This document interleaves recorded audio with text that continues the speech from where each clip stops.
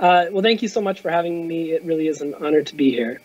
As mentioned, my name is Nathan Sawatsky, and as you may be able to tell easily enough, although perhaps not by my looks, not from Finland.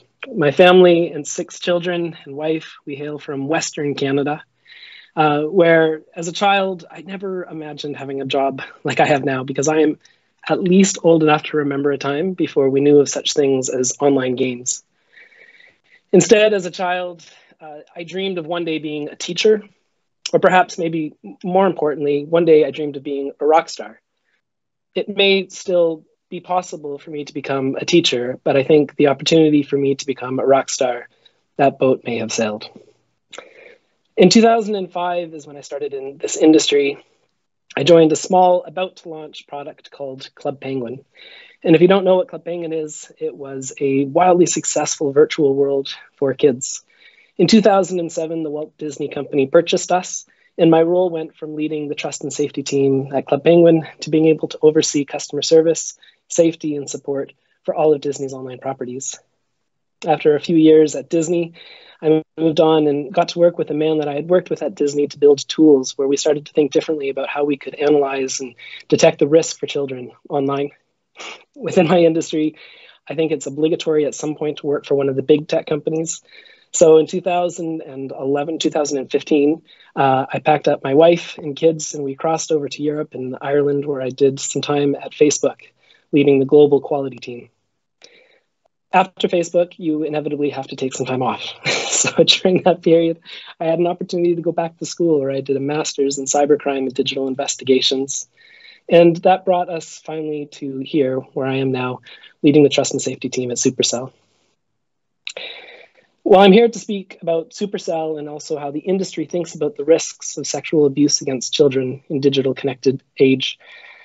I won't pretend to be able to represent the entire industry, but I thought that it would be useful, perhaps helpful, to go back and take some time to look at some of the different things that I have done, if only just to see how this industry has progressed in its relatively young 17 years.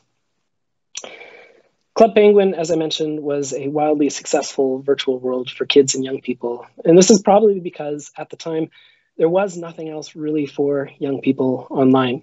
There was new things that were emerging, there were chat rooms, and the news was filled with stories about children finding grave danger when they were visiting these spaces. Club Penguin we built from the ground up to be a safe space for kids. And I think one of the things that made us so successful was the relationship that we built with our community. As an example, in the very early days, I would sit there reading the emails that would come in, and we would get an email from a child. And they may say something like, "I really want a yellow t-shirt for my penguin." And I would look at Lance, who sat next to me, who was one of the founders and at the time also the artist. And he would draw a yellow shirt and publish it live into the game so that that child could wear a yellow shirt on their penguin in the game. And as you can imagine, if you know kids, that sort of power, that sort of creative power that they had was huge. But I think what was most impressive was they had found a company that was willing to listen to their ideas and act on them. So I guess it wasn't a surprise that that became one of the things that we were known for. We had a very large support team that would often spend a lot of time sending emails back and forth, or even sometimes on the phone with kids, listening to their ideas, answering their questions, and also building enough trust that sometimes we would hear about what was happening in the real world to them in less pleasant ways. We would learn about crimes that were being committed to them. And this was the first opportunity that I had to realize the importance of the partnership between industry and law enforcement. And we were able to form the sort of relationships with law enforcement in Canada and in the US, where whenever we came across a child that was at risk, we could work with them to be able to send help to them as quick as possible. As I mentioned, after I left Club Penguin, after I left Disney, I got to build technology. By this time, technology had changed. When we first launched Club Penguin, there really wasn't much for kids, but now there was a lot for kids online. But additionally, there was a lot more for anybody to do online. We were starting to see messaging apps and different social networks popping up, and kids now had the choice of where they would go. And we had learned at Club Penguin that the greatest risk to a child when they were online is whenever they could be visited by a bad actor in some place that was out of sight. But we had to make a decision. We had to understand how we could build technology that at least made it possible for kids to have meaningful conversation with each other while mitigating the risk that could come to them. And so we looked at something called contextual risk. For example, some words and phrases, when spoken in one context, are completely fine. However, with nuance in certain situations, they can become highly risky. The great thing about children is that they don't often understand the risk that's before them. And in my opinion, this is one of the most beautiful things that we want to preserve within children. We want to preserve that innocence for as long as we possibly can. But that means, particularly in my industry, that then we have to do a better job of recognizing where that risk is. There was a cartoon, a Saturday morning cartoon that I used to watch growing up. I'm not sure if you had it here in Finland, but it was called Inspector Gadget. And Inspector Gadget was an inspector who would wear a gray overcoat and a gray hat and had this seemingly magic opportunity, or this magic ability to say, go, go, gadget, and then something like helicopter, and you know, helicopter would appear out of his head, or go, go, gadget, roller skates, and suddenly his feet would have skates on them.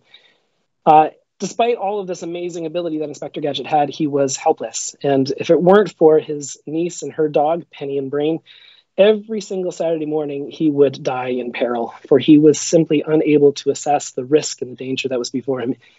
In the real world, and in my space, it's the opposite of that, obviously. We want kids to be brave and curious and to be able to do incredible things, but it means that we have to analyze that risk as much as we possibly can and mitigate that. After Two Hat, as I said, I did Facebook. Facebook is a giant operation doing things on a scale previously unknown to humanity. And for the purposes of this conversation, if it's okay, I'll leave this monolith alone and suffice it to say that since being there, and it was a great experience, but it left me feeling extremely passionate about creating spaces for young people that are better alternatives to Facebook. If anybody would ever love to have a chat about it, I'd be happy to go for a coffee. While I was working on my master's, I got to do something that was relatively unique for somebody who's been in the industry. I got to jump into academia and do a research project with the Home Office in the UK.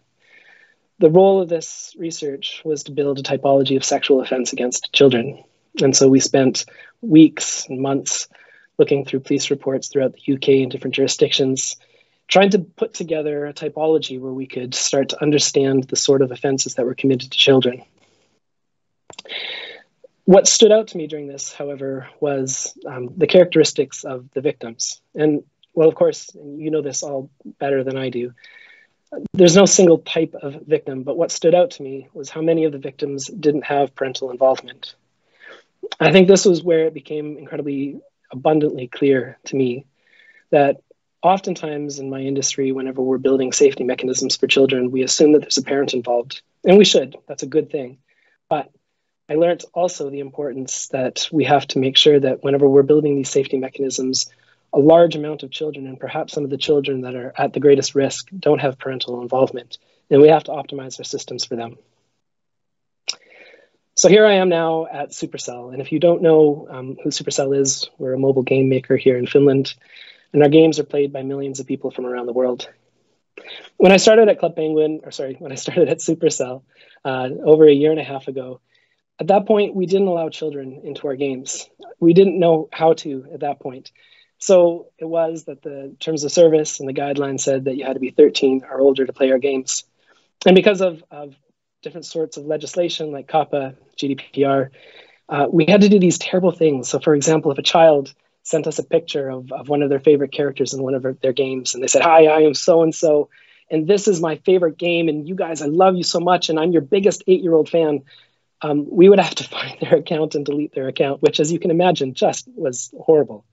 So we needed to do something about it because we recognized that even though we said children weren't allowed in our games were attractive to children, and so we had that responsibility.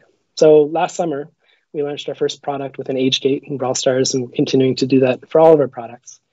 What an age gate is, if you're unfamiliar, it essentially says whenever you're signing up for a game, it asks how old you are. And if a child identifies as being under the age of 16, we treat their account differently.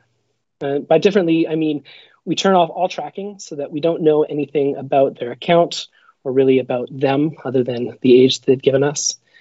We don't allow them to connect with other players using social media like Facebook or Twitter.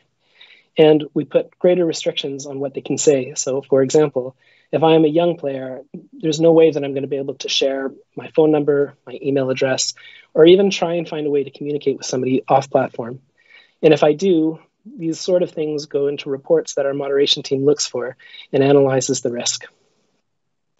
The other things that we're doing here at Supercell now is we're trying to redo our policies and our guidelines in such a way that they will be abundantly clear to young players what's expected of them. While we don't want to scare young people, we recognize that we're in a conversation with them. Young people don't view us just as a product. They view us as part of the community and the village that's raising them. So it's important that we're part of that formational aspect. The new guidelines that we're working on are seeking to help kids understand how to mitigate the risk for themselves and how to take care of each other. And we're investing into technologies that look for patterns of communication that match what we know about sexual predators, as well as technology that identifies high-risk, vulnerable players so that we can put them into better spots in the game to be surrounded by people that we know to be positive and encouraging. The question that we were asked is, what is Supercell's perspective on the phenomenon of sexual abuse towards children in online gaming? In short, we, like you, see the risk growing, especially with products that are attractive to children, but don't take children into account when designing their products. And we haven't always done this either, but it's encouraging to me to see more companies taking this seriously. A few years ago, Supercell helped launch a not-for-profit called the Fair Play Alliance. A couple of years later, nearly every studio, big and small, is part of it, and we share best practices, lessons learned, and research that we're doing so that we collectively as an industry can get better at taking care of kids. We also participate in an industry working group led by the National Crime Agency in the UK, the NCA. Here we find studios as part of this working group that are in various states of learning how to apply best practices to ensure the safety of young people and to learn how to better cooperate with law enforcement. We do want to do more, and we're willing to roll up our sleeves to do so. There's a lot of research that needs to be done to understand the plight of vulnerable children, and more investment still needs to be made in building the sort of technologies that can deal with this at scale. But we are committed to it. That's all I have to say for the moment, but I would love to answer any questions if there are any.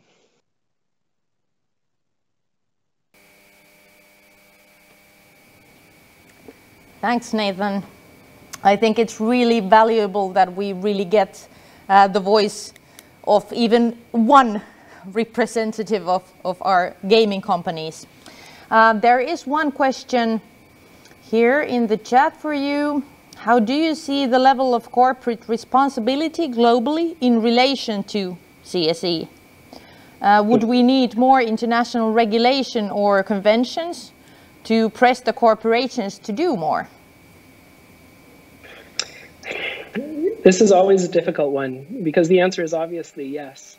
But the challenge in a lot of legislation that's even being considered now is that it oftentimes is already out of date by the time it goes live. We need definitely as an industry to be more responsible. There is a lot of really positive signs. There are a lot of companies that are taking this more responsibly. And I suppose the most positive thing that I see is that whereas in all other areas we're highly competitive, but in the area of child safety we're incredibly cooperative. We need to do more of that. And we need to work probably more with government to help shape legislation that actually will solve some of the problems that we're seeing. Thank you. And there is another one.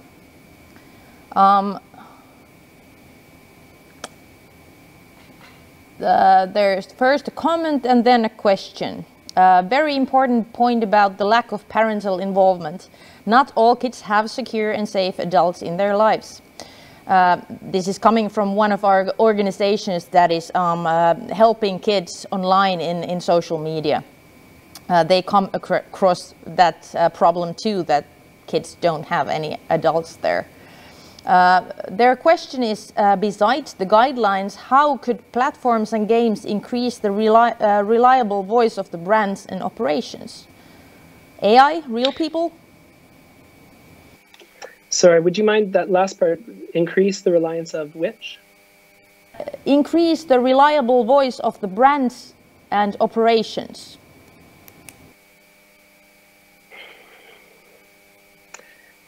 I think it seems like maybe an obvious and an easy answer, so perhaps feel free to push back on me if it feels like a cop-out, but I think it's more cooperation.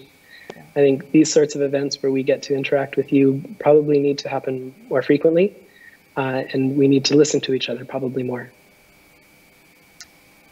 I do have to agree from law enforcement side. I think that internationally it's happening quite a lot more than we do have any cooperation in Finland. But maybe this is a good start for that.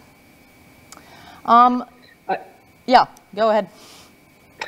I was going to say, I mean, by way of experience, so having worked in several different countries within my career, I have to say the cooperation that we have with the Finnish police as a company, it really does actually stand out as a model comparative to other places that I've worked.